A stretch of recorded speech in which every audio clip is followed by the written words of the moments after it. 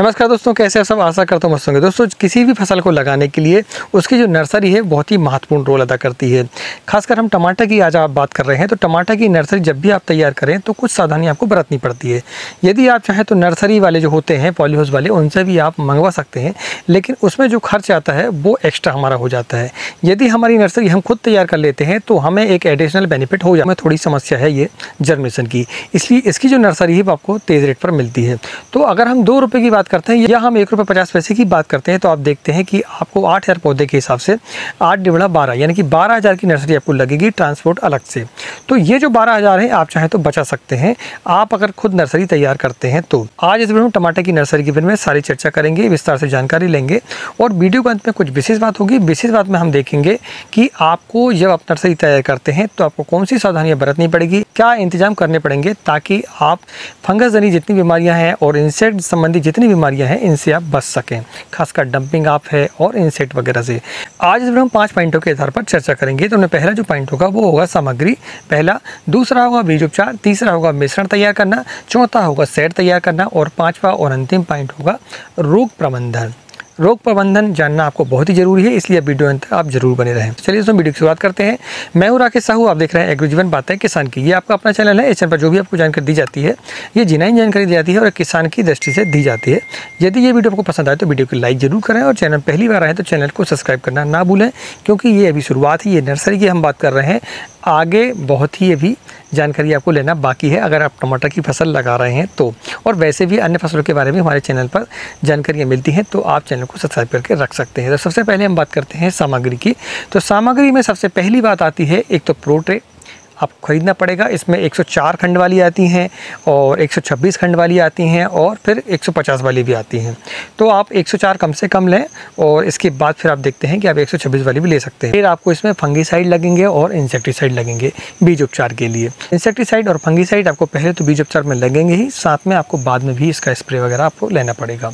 और इसके साथ में चाहे तो आप 19-19 को भी ऐड कर सकते हैं। और जो अन्य खाद है हमारी उनका भी इस्तेमाल हमें करना पड़ता है। यदि हमारी नर्सरी समय से तैयार नहीं हो पाती, कोई समस्या आ जाती है, तो हमें उसकी ग्रोथ लाने के लिए इनका इस्तेमाल करना पड़ता है। वैसे तो कोकोपीट पर वैसे भी तैयार हो जाती है। इसमें जितना आप मेंटेनेंस करते हैं खाद वगैरह का, तो हम देखते हैं कि उसमें बढ़वार एकदम से आती है और पौधा हमारा कमजोर रहता है, इसलिए थोड़ा आराम से इसको बढ़ने देते हैं। दूसरा पॉइंट है दोस्तों हमारा बीज उपचार। जब भी आप नर्सरी को तैयार करने को जाते हैं तो सबसे पहले बीज और फिर बीज के बाद बीज उपचार। तो है साफ पाउडर जो कि यूपीएल कंपनी का आता है, जिसमें कि कार्बनडाइजेम प्लस मैनकोजेब होता है, एक कॉन्टैक्ट एक सिस्टमेटिक। इसके अलावा आप रेडोमेल गोल्ड का भी इस्तेमाल कर सकते हैं और इसके अलावा फिर आप रोको का भी इस्तेमाल कर सकते हैं, जिसमें कि थायोफेनाइट मेथाइल 50% ग्रुप फी फार्म पर होता है। तो इन तीनों फंगीसाइड में से किसी भी एक का चयन कर सकते हैं। और इसके बाद इंसेक्टिसाइड हम बात करते हैं तो इंसेक्टिसाइड आपको इसमें नर्सरी में नहीं डालना पड़ता, क्योंकि इसमें इंसेक्ट की समस्या ज़्यादा नहीं आती है। मिश्रण में सबसे बहुत ही महत्वपूर्ण ध्यान रखने की बात यह है कि आपको जो कोकोपीट आप ले रहे हैं उसकी एक तो हाई ईसी होती है और एक हाई टीडीएस होता है। ये दोनों चीज़ों को आपको मेंटेन करना पड़ेगा यदि आपको अच्छी नर्सरी चाहिए तो। नहीं, आप देखते हैं कि आपने नर्सरी डाली, वो कहीं बढ़वारी नहीं ले रही है, ठीक है, उम्र उसकी हो जाती है, समय हो जाता है, लेकिन फिर भी उसकी ग्रोथ जो वो नहीं हो पाती है। तो उसके लिए को ईसी और टीडीएस को मेंटेन करना पड़ेगा। इसलिए हमने एक विस्तार से वीडियो बना चुका है, आप चाहें तो आई बटन जाके उसको देख सकते हैं, आपको इस चैनल पर मिल जाएगा, ठीक है। फिर भी मैं आपको बता दूं कि कोकोपीट को हाई टीडीएस और लो टीडीएस को मेंटेन करने के लिए आपकी जो ट्रैक्टर की ट्राली होती है या फिर कोई बड़े से बर्तन पर आप क्या करें, कोकोपीट को एक दिन पहले आप पानी में डाल दें और पानी की जो मात्रा है वो आप देखें कि जो आपके कोकोपीट की मात्रा उससे कम से कम 10 गुना पानी आपको रखना है। ज़्यादा से ज़्यादा आप कितना भी रख सकते हैं। तो जब आपने इसको पानी में डाल दिया आज, फिर दूसरे दिन हम क्या करेंगे कि उसके पानी को निकाल देंगे। निकालने के बाद 2 से 3 बार उसमें पानी डालेंगे और फिर इसको निकाल देंगे। तो इससे जो टीडीएस है वो आपका काम हो जाता है और ईसी भी आपकी मेंटेन हो जाती है। हमने वीडियो पर विस्तार से बता चुका है, आप चाहें तो आई बटन पर जाके उसको बात करते हैं कि जब आपकी कोकोपीट तैयार हो जाता है तो उसमें फिर हम मिलाएंगे क्या, वर्मिंग कंपोस्ट हो। इसमें केंचुआ खाद हम ले सकते हैं या फिर अन्य कोई ऐसी जैविक खाद मिल जाती है आपको, तो फिर आप उसका चयन कर सकते हैं। गोबर खाद को छोड़कर, गोबर खाद को हम इस्तेमाल नहीं करेंगे क्योंकि वो कम सड़ी गली होती है। हाँ, यदि वो अच्छे से 2 साल पुरानी आपकी गोबर खाद है तो आप उसको छना के इस्तेमाल कर सकते हैं। इसमें जो कोकोपीट की मात्रा है हम लेंगे 80% और 20% देंगे इसमें कोई भी कंपोस्ट या जैविक खाद। वर्मिंग कंपोस्ट यदि आपके पास ज़्यादा भी है तो आप बिल्कुल ज़्यादा ना डालें, नहीं तो आप समझेंगे कि हमारा पौधा जो है जल्दी से ग्रोथ होगा, इसलिए हम खाद को ज़्यादा डालें। इसमें बिल्कुल जल्दबाजी बिल्कुल आपको नहीं करनी है। जो जितने दिन की नर्सरी हमें लगती है, हमें उतने दिन में ही उसको तैयार करना है। जैसे टमाटर की जो नर्सरी का समय है वो लगभग आपका 20 से 25 दिनों में अपनी नर्सरी तैयार हो जाती है। आपने जब मिश्रण तैयार कर लिया तो फिर आप क्या करेंगे, इसके बाद आप सीड उसमें डालेंगे और सीड डालने के बाद उसमें स्प्रे करने के बाद फिर आप उसको एक पॉलीथीन में, आपकी खासकर मल्चिंग की जो हमारी प्लास्टिक होती है वैसे उसको आप ढक के रख दें 2 दिनों के लिए। 2 दिन के बाद उसको निकाल के, जैसे आपने देख रहे हैं ये फैला हुआ है, इसको बढ़िया आप फैला लें। तो फिर आपका जर्मेशन आप देखेंगे कि लगभग 5वें दिन से आपका जर्मेशन आपको देखने को मिल जाएगा। और एक बात और ध्यान रखनी है कि जो सीड आप डालेंगे वो सीड आपका बिल्कुल ऊपर होना चाहिए, ठीक है। हल्का सा कोकोपीट उसमें ऊपर आना चाहिए, ज़्यादा आपको गहरे में सीड नहीं डालना है, नहीं तो कोई पौधा पहले निकल जाएगा, कोई फिर बाद में निकलेगा, कोई जर्मेशन नहीं आएगा। जब फिर आपकी ट्रे तैयार हो जाती हैं, आपका जर्मेशन आ जाता है, तो फिर आपको एक चिंता सताती है इसमें बारिश की।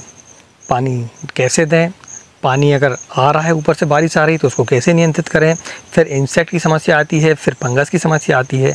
तो इन समस्याओं को जो हल है वो है आपका शेड आप जो है अपने हिसाब से बना लें, पॉलीथीन ऊपर से ढक के रखें। जब बारिश आ रही हो तो साइड में इंसेक्ट नेट फिर आप लगाई दें, पूरा इंसेक्ट नेट से पहले कवर कर लें उसको, और इसके बाद जब बारिश आती है तो फिर आपको उसमें प्लास्टिक डालनी पड़ेगी, ठीक है, यदि आपके पास पॉलीहाउस नहीं है तो।